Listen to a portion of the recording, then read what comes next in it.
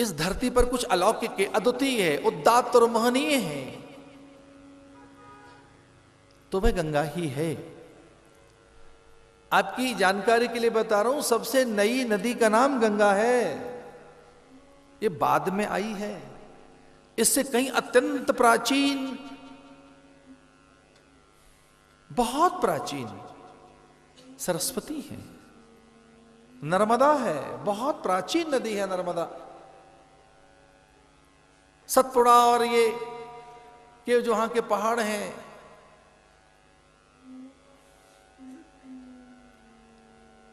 अमरकंटक के उस तरफ के पहाड़ अत्यंत प्राचीन है। मैं बहुत ही विश्वास के साथ और वैज्ञानिक आधार के साथ बोल रहा हूं, हिमालय के पहाड़ बड़े नवीन हैं।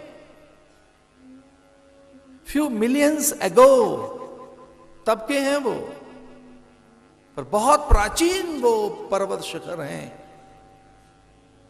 वो नदियां अत्यंत प्राचीन है। ये तो बहुत बाद में आई, ये तो लाई गई है, बुलाई गई है गंगा। अंशुमान, दिलीप, भागीरथ आदि ने प्रयास किए, अभी आई है ये तो। गंगा वैसे जल के लिए नहीं बुलाई गई थी। ये सच है कि जल आया तो यहां धरा का सिंचन हुआ, बड़ी प्रगति दिख रही है गंगा बेसिन में, उत्तर भारत में। पर गंगा जल के लिए नहीं बुलाई गई थी। गंगा में जो गंगत्व है, गंगा में जो अमृत तत्व है, गंगा में जो स्वाभाविक सुधा निहित है, उसके लिए गंगा का आह्वान किया गया था।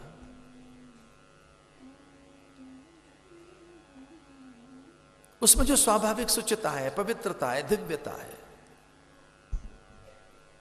वो कहीं से भी उसका जल ले लीजिए, उसका गंगत्व निरंतर सुरक्षित है। इतने भयानक प्रदूषण के बाद भी उसका गंगत्व, उसका अमृत तत्व, उसकी नित्यता, शुचिता, चूंकि गंगा ने भगवदीय चरणों को स्पर्श किया है, ये भगवान के चरणों से निकली हैं, ये उनके चरणों का धोबन है, ये चरणामृत है भैया, पादोदक है। भगवदीय चरणारविंद से निकली है गंगा, चरणों तक है। चरण कमल बंदौ हरिराई, जाकी कृपा पंग गुरी लंगे, अंधे को सब कछु दरसाई, बहिरो सुने मूक पुण्य बोले, रंग चले सिर छत्र धराई, चरण कमल बंदौ हरिराई। भगवान के चरणों से गंगा निकली है, तो गंगा भक्ति योग सिद्ध करती है। गंगा को करकमंडलू में रखा है ब्रह्मा ने, तो कर्म योग सिद्ध करती है। गंगा माथे पर डटकर अड़कर बैठ गई, शिव के मस्तक पर जटाशंकरी बन गई, तो यही गंगा ज्ञान योग सिद्ध करती है। तो गंगा त्रयोग सिद्ध कारक है। उसका एक कण भी जिह्वा को स्पर्श कर जाए तो गंगा त्रयोग सिद्ध करती है। भक्ति योग सिद्ध करती है, कर्म योग सिद्ध करती है, ज्ञान योग सिद्ध करती है, और स्मरण से भी उसकी पवित्रता प्राप्त होती है। आज ही के दिन गंगा का इस तरह से आह्वान हुआ था। गंगा आई, ये गंगा दशमी, गंगा दशहरा के काल में मैं आपको, सकल भारतवासियों को और पूरे विश्व के जैव समुदाय को शुभकामनाएं देता हूं, बधाई देता हूं। गंगा दशहरा वह हमारा कल्याण करें।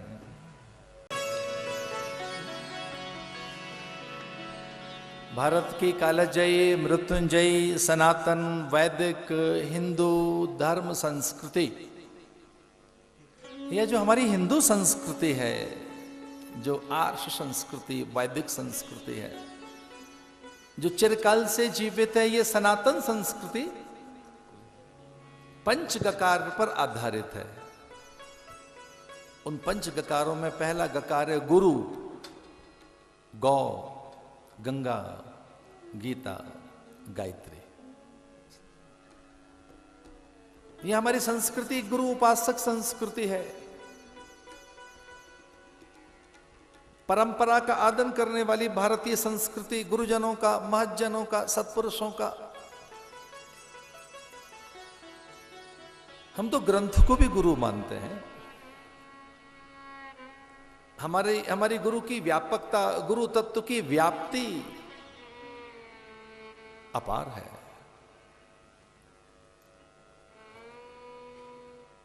उसे हमने ब्रह्मा विष्णु महेश कहा। गुरुरेव परब्रह्म। हमने माता पिता को गुरु माना है। हमने दिशाओं को अंबर अग्नि जलवायु नक्षत्र निहारिकाओं को गुरु माना है।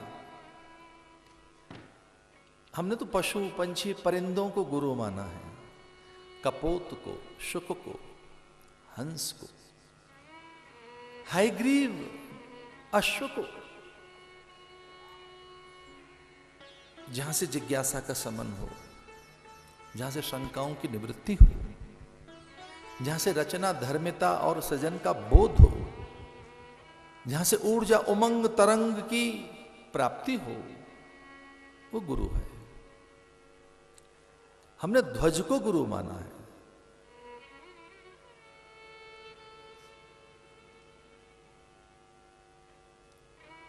तस्य वाचक प्रणव। हमने ओंकार को गुरु माना है।